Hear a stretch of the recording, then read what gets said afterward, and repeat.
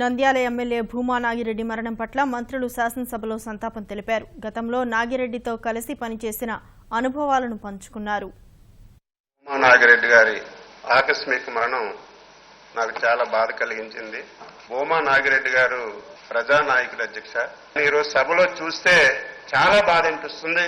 ఎన్నో సందర్భాల్లో ఈ సభలో చనిపోయినటువంటి వ్యక్తుల గురించి వ్యక్తిగతంగా ఎన్ని ఇబ్బందులున్నా ఎన్ని వైరుష్యాలున్నా సరే సభలో వారి గురించి సంతాపం చేసినటువంటి పరిస్థితులు మనం చూశాం అధ్యక్ష.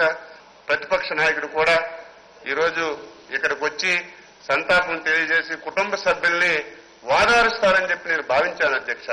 సహచర శాసనసభ్యుడు, నిన్నటి వరకు ఆయన పక్షాన పనిచేసినటువంటి ఒక వ్యక్తి ఈ దేశంలోనే రాష్ట్రంలోనే ఎక్కడా జరగనటువంటి కొత్త సాంప్రదాయానికి ఈరోజు ఈ శాసనసభలో తీసుకురావడం అనేది చాలా బాధ కలిగిస్తుంది. నాగిరెడ్డి గారి యొక్క ఆత్మకి శాంతి కలగాలి.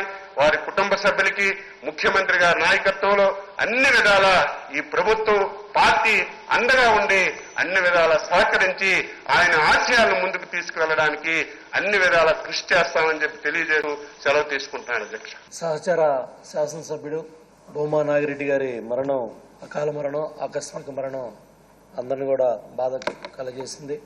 ప్రతిపక్ష నాయకుడు కానీ ప్రతిపక్షం కానీ బాధ్యతారాజ్యంగా మనుషులుగా మనం ఒక సంఘీభావం కూడా లేకుండా, మానవత్వం కూడా లేకుండా సహచర శాసనసభ్యుడు మనలో లేనప్పుడు ఒక మంచి మాట కానీ కలిసిన గుర్తు చేసుకోవడం కూడా మన బాధ్యత అధ్యక్ష.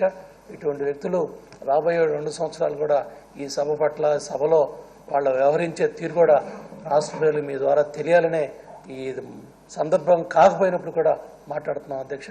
ఏదైనప్పుడు కూడా భూమా నాగిరెడ్డి గారి ఆత్మకి శాంతి కలగాలని ఆ భగవంతుని ప్రార్థిస్తూ, కుటుంబ సభ్యులకి ముఖ్యమంత్రి గారు, ప్రభుత్వం ఏ విధంగా అండదండలుగా ఉంటుందో అన్ని విధాలు కూడా మేము కూడా అండగా ఉంటామని చెప్పి తెలియజేసుకుంటూ సెలవు తీసుకున్నాం.